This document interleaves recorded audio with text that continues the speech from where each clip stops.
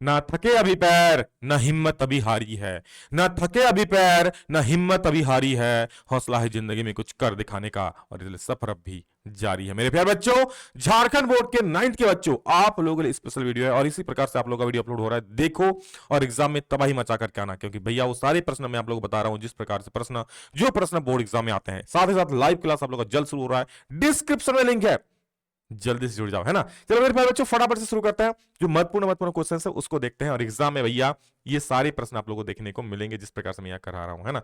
तो सबसे पहला सवाल आप लोगों का है कि बल का ऐसा मात्रक है क्या, कि बल का ऐसा मात्रक क्या हो जाएगा। तो क्वेश्चन में देख सकते हो, बल का ऐसा मात्रक क्या हो जाएगा, मीटर, मीटर पर सेकंड स्क्वायर या फिर न्यूटन। तो याद रखिए जो बल का ऐसा मात्रक होता है, एग्जाम में एक क्वेश्चन फिक्स है ऐसा मात्रक पर, एक क्या 3-4 भी रहता है कई बार। तो न्यूटन होता है बल का मात्रक। साथ ही साथ सुन लो, मीटर पर सेकंड स्क्वायर, मीटर पर सेकंड स्क्वायर ये होता है किसका मात्रक, तो ये लिख लो, ये त्वरण का मात्रक होता है। किसका, त्वरण का। बेटा स्क्रीनशॉट लेना, है ना, मैं कह रहा हूं एग्जाम में छप जाएगा। मीटर पर सेकंड किसका होता है भैया, ये वेग का होता है। किसका होता है, वेग का होता है। और मीटर किसका होता है, तो ये दूरी का होता है। बस ये सवाल अच्छे से देख लो, और कुछ कुछ है वो भी आगे हम बताएंगे, चिंता क्यों करते हो, जो एग्जाम में आपके प्रबल तरीके से पूछ जाता है।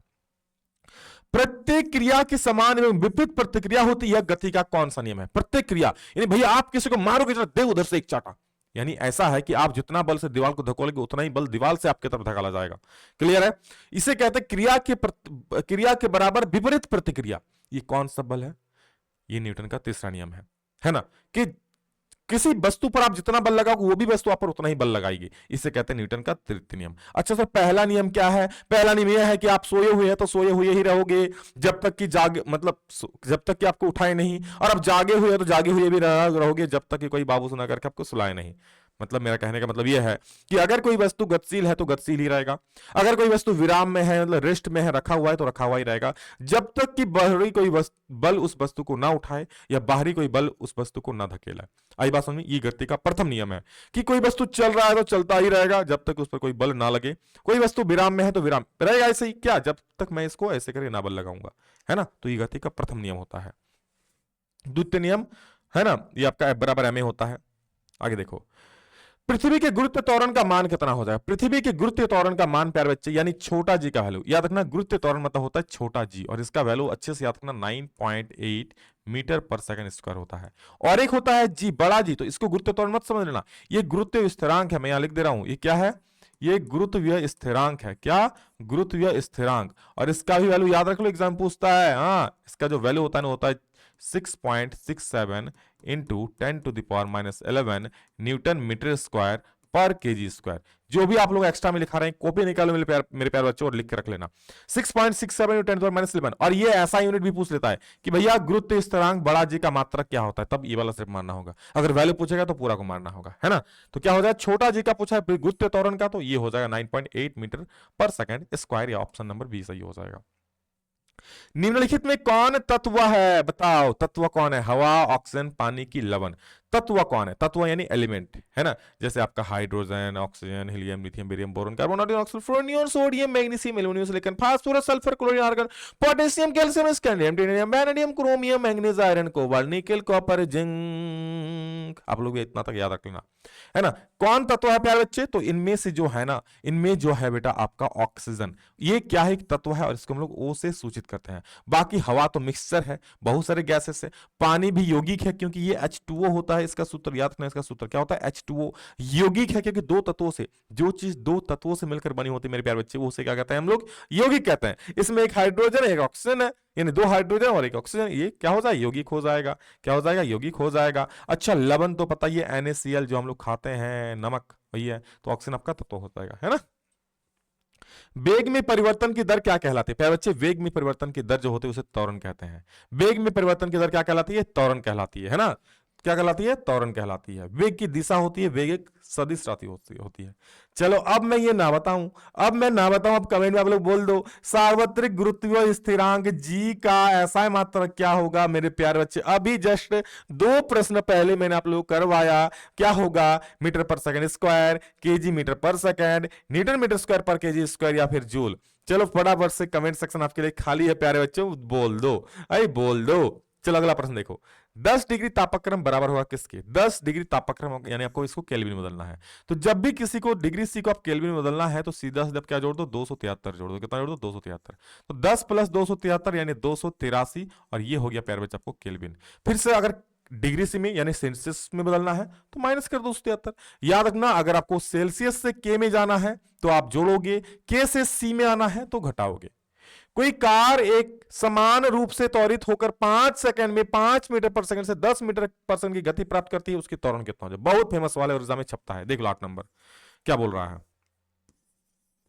कि कोई कार एक समान रूप से त्वरित होकर 5 सेकंड में, यानी समय कितना है प्यारे बच्चे? 5 सेकंड। कितना है? 5 सेकंड, है ना। 5 मीटर पर सेकंड से 10 मीटर पर सेकंड, यानी यू का जो वैल्यू है प्यारे बच्चे वो है 5, सॉरी, यू का जो वैल्यू है वो क्या है? 5 मीटर पर सेकंड, और भी का जो वैल्यू हो जाएगा 10 मीटर पर सेकंड, ये दिया हुआ है ना, कि गति प्राप्त करती है, उसकी त्वरण कितना हो जाएगा। तो त्वरण निकालना है ना, क्या निकालना है? ए। तो प्यारे बच्चे आप 3 फॉर्मूला मैं आपको लिखा रहा हूं, एकदम गांठ बांध के याद करके लो, तीनों में एक फॉर्मूला फिट हो जाएगा। सबसे पहला v इक्वल टू याद करना u प्लस एटी होता है। दूसरा होता है s equal to u t plus half a t square, u t plus 1/2 a t square.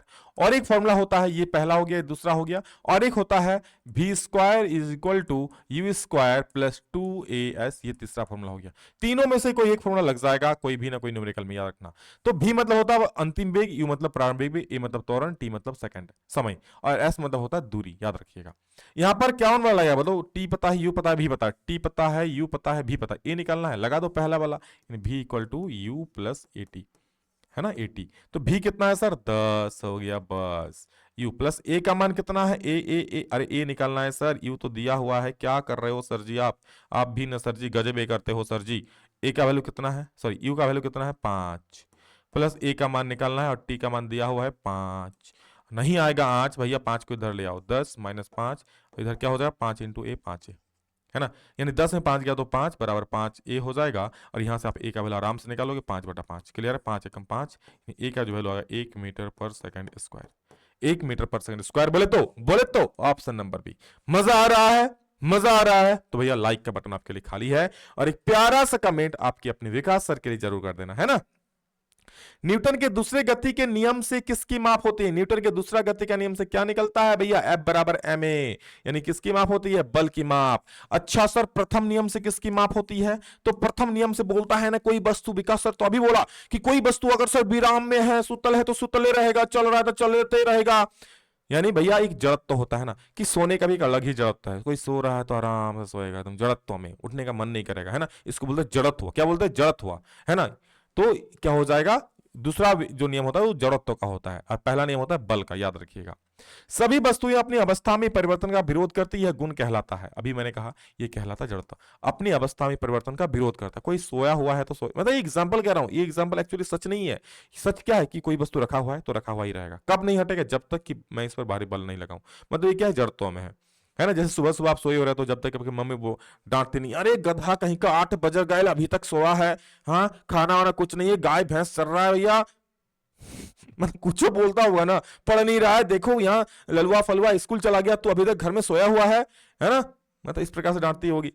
तो क्या हो गया? जड़त्व का नियम, याद रखिए। चंद्रमा की सतह पर किसी वस्तु का भार पृथ्वी की सतह पर उसके भार का कितना गुना होता है? तो याद रखना, चंद्रमा की सतह पर किसी वस्तु का जो भार होता है ना चंद्रमा पर, वो पृथ्वी की सतह का, मान लो चंद्रमा पर WC है चंद्रमा, ये क्या पृथ्वी पर का कितना हो जाएगा? 1/6 गुना, यानी W/6 1/6 होता है, याद रखना 1/6 गुना होता है। कितना होता है? 1/6 गुना, है ना। किसी गतिशील पिंड का वेग आधा करने से उसका संवेग हो जाता है। गतिशील पिंड का वेग, तो उसका संवेग क्या होगा? सबसे पहले संवेग को हम लोग लिखते हैं P मतलब संवेग, मोमेंटम इक्वल टू mv। अब हो रहा है कि वेग को आधा कर दो आधा, mv/2 कर दो, यानी mv/2 हो गया। अब mv की जगह पे मैं क्या लिख सकता बताओ? p लिख सकता हूं, तो क्या होता है? p/2 हो जाएगा, यानी भैया संवेग भी क्या हो जाएगी? आधी हो जाएगी, है ना। बिल्कुल। दो पिंडों के बीच गुरुत्वाकर्षण बल निर्भर नहीं करता किस पर? तो सुन लो, गुरुत्वाकर्षण बल का मैं फॉर्मूला लिख दे रहा हूं। क्या होता है? F बराबर g m1 m2, है ना, बटा r² या d², या mm भी लिख सकता है कोई के ऊपर में।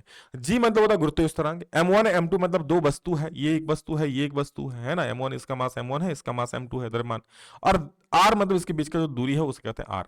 अब किस पर निर्भर नहीं कर रहा है, तो उनके बीच की दूरी पर, भैया बीच का दूरी r है, निर्भर कर रहा है यहाँ पर। उनके द्रव्यमानों की गुणनफल, भैया द्रव्यमान के गुणनफल तो निर्भर कर ही रहा है।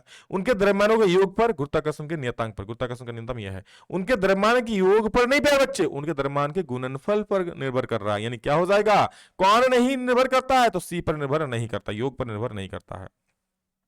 आत्महत्या का थैला, लाइसोसोम, है ना।